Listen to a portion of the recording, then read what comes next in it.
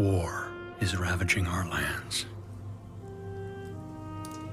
Brothers fighting against brothers. I need to stop this madness, but I cannot do it alone. Heroes of Might and Magic is a series that has barely changed its formula since its inception 20 years ago. Hardcore fans might be able to spot a few variations. Heroes 6 was notable because it eschewed the familiar city construction screen, and also because nobody liked it all that much, but largely the model has always been the same. Choose a hero, march around a world map hoovering up resources, and above all, never ever actually enter the field of battle. Heroes of Might and Magic 7, which sees Might and Magic 10 legacy team Limbic Entertainment take over development duties for the first time, doesn't look like it will be taking too many risks with this well-established formula. The first level I got to play wasn't probably the best one the developers could have chosen. Orc heroine Imani is one of a number of the brawny warriors who decided to stay behind and fight the wizards of the Academy faction when their fellow tribesmen left for more relaxing climes. She finds herself crossing swords with Django, her orc chieftain, whose bloodlust and reckless military campaigns are putting his people's dwindling population at risk. So this first mission is one of those ones in which several core mechanics of the game are put aside in favour of a tightly scripted RPG-like structure. You're tasked with recruiting the orcs' trademark bestial buddies, that's harpies, centaurs, gnolls and ogres. To do so, you'll have to follow an exact path, one that's not immediately highlighted, but that you rather come to discover after several disastrous, failed attempts. Though you are at no point given a base of operations, there are scattered resources across the map, and this triggers an automatic response from anyone who's ever played a Heroes game before. I have to hoover up all those goodies, except if you attempt to do so and deviate from the exact path Limbic wants you to take, you're dead meat. A strange level then, and certainly an odd one for the developers to use to demo their game.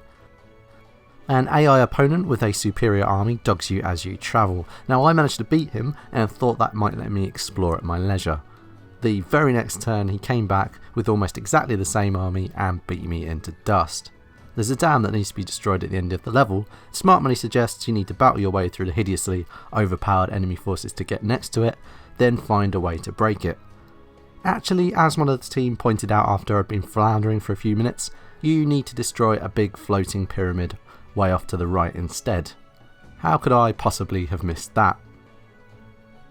A bit of an awkward introduction to the game then, and one that suggests Limbic still has a lot of work to do when it's deviating from the base building and slow build up of power that the series is known for. The second level we were shown featured a far more traditional setup and flowed much better for it. Here I got to dig into a new level up system in the shape of a wheel that gives you more initial choice in where you want to direct your hero's skills.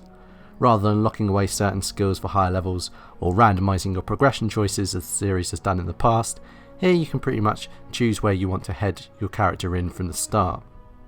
There's city construction, which features the series' trademark pretty painted backdrops and deviating building paths. Here I got to arrange my own armies as well, which largely involved packing my ranks with an ungodly amount of centaur archers.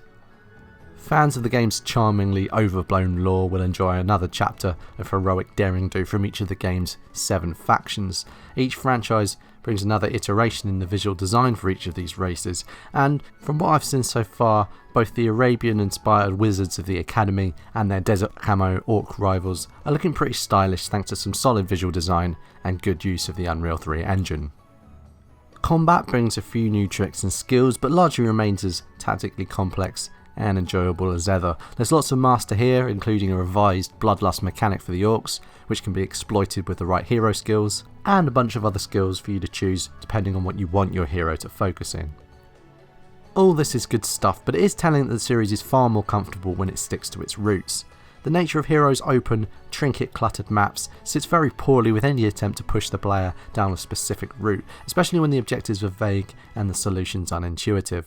That first level felt like Limbic, attempting to push a different, more story-driven style of play, but being held back by the very mechanics of the game, trying to do something different within a very strict framework that really doesn't allow that much for deviation. It's kind of a strange position that the series finds itself in, beholden to a vocal minority of hardcore fans who know exactly what they want and therefore unable to really stretch itself and innovate at the risk of losing that audience. The team are quick to point out that at the end of the day this game is for the fans and that they really value their community's creative input and passion for the franchise. But I can't help but feel this is a series which needs to take a few risks. Perhaps because this is the 20th anniversary of the first game in the series, this didn't really feel like the right time to do that. Despite my reservations and a few obvious spots of dodgy mission design, it does at least look like Limbic will provide some solid, reliable Heroes of Might and Magic action. Just expect refinement rather than innovation.